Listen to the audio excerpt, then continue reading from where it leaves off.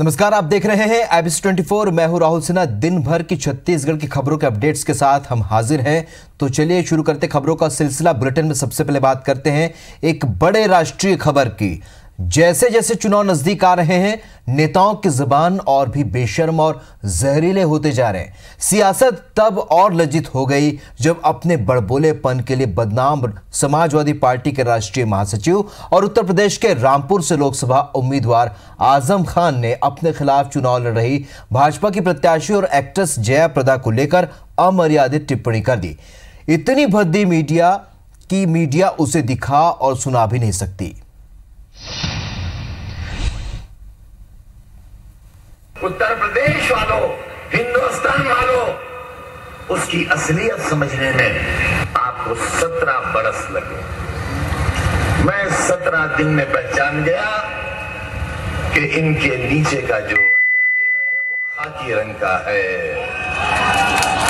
मैं 17 दिन में पहचान गया। आपको पहचानने में 17 बरस लगे। 17 बरस।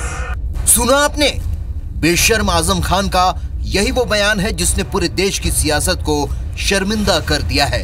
आजम खान के इस बयान के बाद पूरे देश में बवाल मच गया है। विदेश मंत्री सुषमा स्वराज ने ट्वीट कर मुलायम को द्रौपदी का चीरहरण देखने वाला भीष्म कह दिया। वहीं भाजपा ने आजम खान के चुनाव लड़ने पर ही रोक लगाने की मांग कर दी है। मैं इसके टिप्पणी को मैं डर के मैं यहाँ से चली जाऊंगी, नहीं जाऊंगी। अब मैं डट के रहूंगी, चुनाव लड़ूंगी। आप आजम खान साहब, आप सुनो, मैं तुमको हार के रहूंगी और मैं हारने के बाद मैं बताऊंगी मैं जयप्रदा क्या है। घटिया सोच है।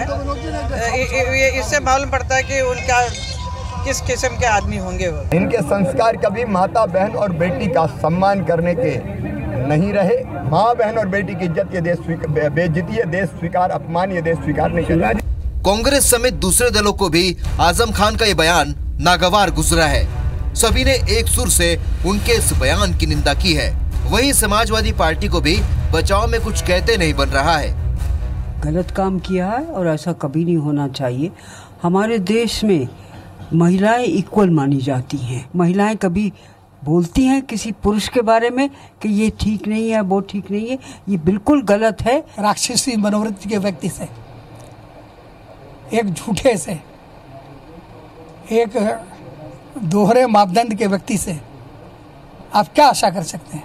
हम समाजवादी लोग हैं, कभी हम महिलाओं के प्रति और बेटियों के प्रति कभी भी कोई भाषा गलत इस्तेमाल नहीं कर सकते। इस घटना के बाद यूपी के पूर्व सांसद चौधरी मुनव्वर सलीम के जनाजे में शामिल होने के लिए आजम खान विदिशा पहुंचे, जहां पत्रकारों के सवाल पर वे भड़क गए और कहा कि आपके वालिद की मौत में आया हूं। मृत्यु के बाद पहुंचे थे सर। आपके वालिद की मौत में आया था। आपके वालिद मर गए उसमें आया।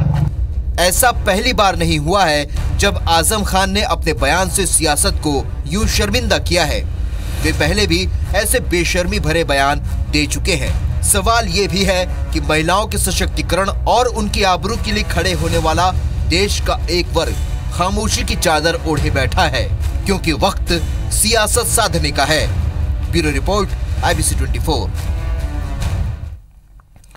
बढ़ते आगे, प्रधानमंत्री नरेंद्र मोदी कल छत्तीसगढ़ के दौरे पर रहेंगे और इस दौरान वो कोरबा और भाटापारा में चुनावी सभा को संबोधित करेंगे।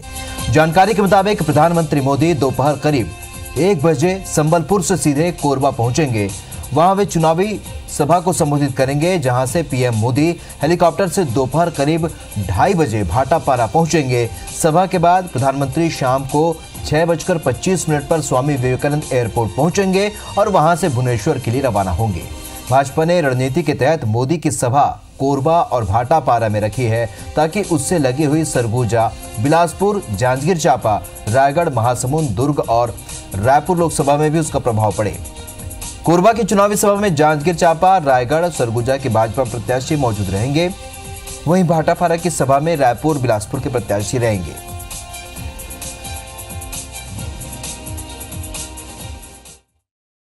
सभी प्रत्याशी वहां रहेंगे लगभग और पूरे प्रदेश में माहौल बनेगा।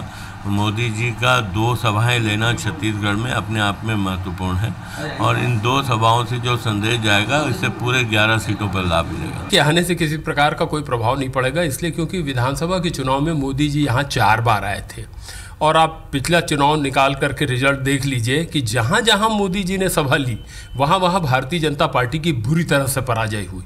मोदी जी का व्यक्तित्व तो देश में अभी सबसे बड़े नेता के रूप में है, तो अगर कोई ये कहे कि उनके आने से कोई प्रभाव नहीं पड़ेगा तो ये तो गलत होगा, पर उनके आने से कितना प्रभाव पड़ेगा इसका आकलन उनके जाने के बाद ही हो सकेगा। जेसीसीजे सुप्रीमो अजीत जोगी ने कांग्रेस में शामिल होने की खबर को फेक न्यूज बताया है। जोगी ने ABC 24 से चर्चा करते हुए कहा कि लोकसभा चुनाव में फायदा लेने के लिए कांग्रेस के नेता ऐसा षड्यंत्र कर रहे हैं।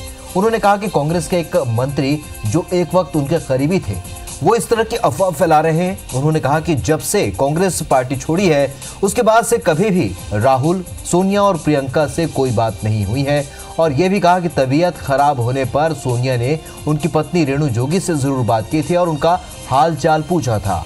जोगी ने आरोप लगाया कि इस तरह की खबरों के जरिए शुभचिंतकों को दिग्भ्रमित किया जा रहा है और उन्हें कांग्रेस प्रवेश कराया जा रहा है। आपको बता दें कि कुछ दिनों से सियासी गलियारों में अजीत जोगी के कांग्रेस में शामिल होने और जोगी कांग्रेस का कांग्रेस में विलय होने की बात कही जा रही थी। तर्क दिया जा रहा था कि कांग्रेस को समर्थन देने के लिए ही लोकसभा में जेसीसीजे ने अपना प्रत्याशी नहीं उतारा। वहीं लगातार जोगी कांग्रेस छोड़कर कांग्रेस में शामिल होते नेताओं को देखकर भी इन कयासों को मजबूती दी जा रही थी, लेकिन अब तमाम अफवाहों का अजीत जोगी ने खंडन कर दिया है। मुझे पुख्ता सूचना है कि कांग्रेस के साथी ये अफवाह जोर से फैला रहे हैं। जोगी जी तो खुद ही कांग्रेस में प्रवेश कर रहे हैं, उन्होंने आवेदन दे दिया है। तो मैं आपके माध्यम से पूरे छत्तीसगढ़ वासियों से निवेदन करता हूं कि इस अफवाह पर बिल्कुल यकीन न करें। छत्तीसगढ़ के नेता प्रतिपक्ष धर्मलाल कौशिक इस समय अपने विधानसभा क्षेत्र में जमकर प्रचार करने में जुटे हैं। बिलासपुर के बिल्हा विधानसभा से भाजपा को लोकसभा में लीड दिलाने की चुनौती उन्हें गांव-गांव लेकर जा रही है। नेता प्रतिपक्ष होने के नाते धर्मलाल कौशिक सत्ता पक्ष के हर बयान पर तत्काल प्रतिक्रिया भी देते हैं। साथ ही वे विधानसभा में हुई हार से निराश भी हैं। लोकसभा चुनाव को लेकर धर्मलाल कौशिक से खास बात की हमारे संवाददाता मनोज सिंह ने। छत्तीसगढ़ में 15 साल के शासन के बाद 15 सीटों पर सिमटना भाजपा के लिए बेहद ही एक सोचने वाला विषय है, लेकिन जिस तरह से लोकसभा चुनाव को लेकर भाजपा कैंपेनिंग कर रही है उससे भाजपा का उत्साह देखते ही बनता है। तो सीधे नेता प्रतिपक्ष से बातचीत करते हैं और जानने की कोशिश करते हैं कि इस बार प्रदेश में किस तरह के हालात रहेंगे। जैसे ही विधानसभा चुनाव के नतीजे और विधानसभा चुनाव में एक तरह से हार मिली तो भाजपा को काफी निराशा हुई और बीच में एक बयान आया कि कार्यकर्ताओं की वजह से हारे, तो कार्यकर्ताओं का भी काफी आक्रोश था। तो ऐसा लगा नहीं कि कहीं ना कहीं कार्यकर्ताओं के मनोबल पे एक कुठाराघात है? कार्यकर्ता बीजेपी के प्राण है और कार्यकर्ता आधारित पार्टी है। इस बार कोई स्थानीय चेहरा नहीं है लोकसभा में आपके साथ, एक राष्ट्रीय चेहरे को लेकर ही आप चुनाव लड़ रहे हैं, तो कितनी सीटें आने की उम्मीद है? देखिए, जहां तक स्थानीय और राष्ट्रीय चेहरे की बात है तो नरेंद्र मोदी जी के नेतृत्व में हम चुनाव लड़ रहे हैं। नरेंद्र मोदी जी को प्रधानमंत्री बनाना है और इसके साथ में हमारे डॉक्टर रमन सिंह लगातार 11 लोकसभा में कैंपेनिंग कर रहे हैं, जैसा पहले करते थे। आज भी जा रहे हैं चुनाव में, सघन जनसंपर्क में है, चुनाव के आम सभा को संबोधित कर रहे हैं और मुझे पूरा विश्वास है कि इस बार हम 11 के 11 लोकसभा हम सीट जीतेंगे। अनुकूल स्थिति है, आप जहां भी जाएंगे गांव में पूछेंगे तो हर हर मोदी, घर घर मोदी, ये लोगों के बीच में स्वीकार्यता है और मोदी जी को लोग प्रधानमंत्री बनाना चाहते हैं। इस तरह के आरोप और प्रत्यारोप के बीच भाजपा का चुनावी कैंपेन लगातार जारी है और नेता प्रतिपक्ष धर्मलाल कौशिक का यह दावा है कि भले ही वो विधानसभा चुनाव में हार गए हों, लेकिन जिस तरह से फिलहाल एकजुट होकर पार्टी काम कर रही है, इस लोकसभा चुनाव में वो पिछली बार से भी कहीं बेहतर प्रदर्शन करते हुए नजर आएंगे। कैमरामैन उमेश मौर्य के साथ मनोज सिंह, IBC 24, बिलासपुर। रायगढ़ लोकसभा सीट में पिछले 20 सालों से लगातार जीत रही भाजपा को शिकस्त देने के लिए कांग्रेस ने पूरी ताकत झोंक दी है। तो वहीं कांग्रेस के लिए उनकी पार्टी के बागी नुकसानदायक साबित हो सकते हैं। आदिवासी वर्ग के लिए आरक्षित प्रदेश की इकलौती रायगढ़ लोकसभा सीट में इस बार कांग्रेस को अपनों से नुकसान हो सकता है। ऐसा इसलिए क्योंकि लोकसभा चुनाव के दौरान कांग्रेस के पास दावेदारों की सूची में 27 नाम थे। हालांकि एकदम से नए चेहरे को मौका देने की बजाय धर्मजयगढ़ विधायक लालजीत सिंह राठिया को कांग्रेस ने टिकट दे दिया। ऐसे में कुछ लोग नाराज हैं। वहीं लोकसभा चुनाव की बात करें तो धर्मजयगढ़ क्षेत्र के ही कद्दावर आदिवासी नेता अमृत तिर्की, सुरेंद्र सिदार जैसे नाम दावेदारों की सूची में थे, लेकिन टिकट नहीं मिलने की वजह से अमृत तिर्की जहां बगावत कर निर्दलीय प्रत्याशी के रूप में चुनावी मैदान में उतर गए, तो वहीं सुरेंद्र सिदार भी चुनाव प्रचार से दूरी बनाते हुए नजर आ रहे हैं। ऐसी बात नहीं है कि जो हमारे यहाँ 20-22 प्रत्याशियों ने नामांकन मतलब आवेदन दिया था, अमृत तिर्की तो केवल टिकट पाने के चक्कर में कांग्रेस पार्टी में आए थे। वो पहले भी धर्मजयगढ़ से निर्दलीय चुनाव लड़ चुके हैं। और जहाँ तक बात है कि कुछ प्रत्याशी जो दावेदार थे वह संतुष्ट हैं, ये बात सही नहीं है। आमतौर पर राजनीतिक पार्टियां प्रचार के लिए गायक और अभिनेताओं की मदद लेती है, लेकिन रायपुर में इसके विपरीत दृश्य देखने को मिल रहा है। रायपुर पश्चिम विधानसभा सीट पर पूर्व मंत्री राजेश मूणत को हराने वाले विधायक विकास उपाध्याय खुद ही गायकी का दामन इन्होंने थाम लिया है। विधायक विकास उपाध्याय ने छत्तीसगढ़ी गायक और कांग्रेस के संस्कृति और साहित्य विभाग के अध्यक्ष दिलीप षडंगी के साथ एल्बम तैयार किया है, जिसमें गानों के माध्यम से वो भाजपा पर हमला करते नजर आ रहे हैं। इस गाने के माध्यम से बीजेपी को देश के लिए हानिकारक बताया है। गाने के वीडियो यूट्यूब के अलावा व्हाट्सएप में भी काफी वायरल हो रहे हैं। विकास का कहना है कि ऐसे समय जब चुनाव नजदीक है तो सोशल मीडिया लोगों तक पहुंचने का अहम माध्यम है और खासकर गानों के माध्यम से लोगों को आसानी से अपना मैनिफेस्टो समझाया जा सकता है। बता दें कि विकास उपाध्याय पहले भी देवी भजन के एल्बम में काम कर चुके हैं। यूट्यूब में देखा उसको 5 तारीख कौन सा था ये देश के लिए तू तो हानिकारक है, बीजेपी देश के लिए तू तो हानिकारक है, तेरी ये सरकार निर्दयी बड़ी दुखदायक है, बीजेपी देश के लिए तू तो हानिकारक है, बीजेपी देश के लिए जोत जवारा लहराई से नौ दिन नव रात सुगलागे से खोदना चालू किया तब मेरे को गाने का शौक तो हम लोग तो स्कूल और कॉलेज के ज़माने से स्टेज पर परफॉर्म करते रहे, तो वो तो अपने आप कुदरती है।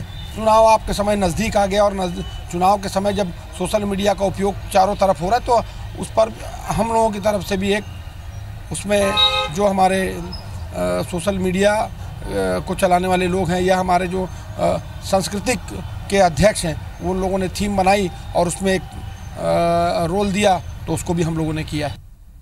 छत्तीसगढ़ के दूसरे चरण के चुनाव प्रचार में अब गिनती के ही दिन बाकी रह गए हैं, लिहाजा भाजपा और कांग्रेस ने चुनावी सभा और रैलियां कर माहौल बनाने में पसीना बहाना शुरू कर दिया है। लेकिन प्रचार अभियान में कांग्रेस भाजपा से आगे निकलती नजर आ रही है।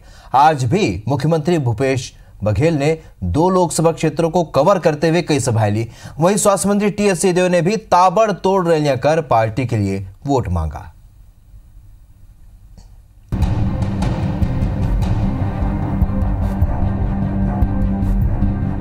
छत्तीसगढ़ में दूसरे चरण के चुनाव का प्रचार अभियान अपने पूरे शबाब पर है। प्रदेश के मुख्यमंत्री भूपेश बघेल ने कांकेर और राजनांदगांव लोकसभा क्षेत्र में कांग्रेस प्रत्याशी के पक्ष में प्रचार किया। उन्होंने राजनांदगांव जिले में घुमका ब्लॉक के हड़वा गांव में सभा ली। इस दौरान राजनांदगांव के प्रभारी मंत्री मोहम्मद अकबर भी मौजूद रहे। सभा में मुख्यमंत्री ने केंद्र की मोदी सरकार और प्रदेश की पूर्व रमन सरकार पर जमकर निशाना साधते हुए जुमलेबाजों की सरकार कहा। साथ ही ये भी कहा कि भाजपा की नीति सिर्फ झूठ बोलने की है। इसके बाद धमतरी जिले के नगरी में सभा लेते हुए सीएम भूपेश बघेल ने कहा कि जनता अब उनकी बातों में नहीं आएगी।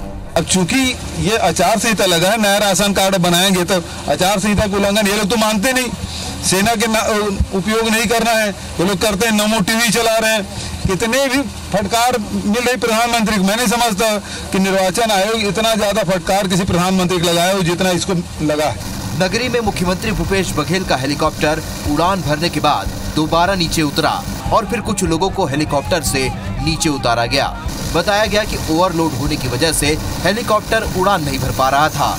इधर कांग्रेस के स्टार प्रचारक और स्वास्थ्य मंत्री टीएस सिंहदेव के साथ आबकारी मंत्री कवासी लखमा ने भी कांकेर के कोरन में और धमतरी जिले के कुरुद इलाके के बगौद गांव में सभा ली। फिर सिंहदेव ने पीएचई मंत्री गुरु रुद्र कुमार और राज्य विधायक अमितेश शुक्ल के साथ फिंगेश्वर में भी सभा ली। उन्होंने कहा कि हम भाजपा की तरह किसी धर्म या ईश्वर के नाम पर वोट नहीं मांगते। उन्होंने एक पैसा भी ऋण माफी की क्या? तो जिन्होंने 15 साल एक पैसा ऋण माफी नहीं की, उनको ऋण माफी के संबंध में कुछ पूछने का अधिकार नहीं। वो गया समय 2014 का, लोग एक प्रभाव में आ गए थे, मतदाता प्रभाव में आ गए थे, अब वो बात नहीं है। अब दूसरे चरण के लिए स्टार प्रचारकों का सिलसिला भी शुरू हो रहा है, यानी प्रचार में बयानों और आरोप प्रत्यारोपों का घमासान और भी बढ़ेगा। Bureau report, IBC 24। चलिए, छत्तीसगढ़ की खबरों में फिलहाल इतना ही, लेकिन ताजा अपडेट के लिए आप बने रहिए IBC 24 के साथ। नमस्कार।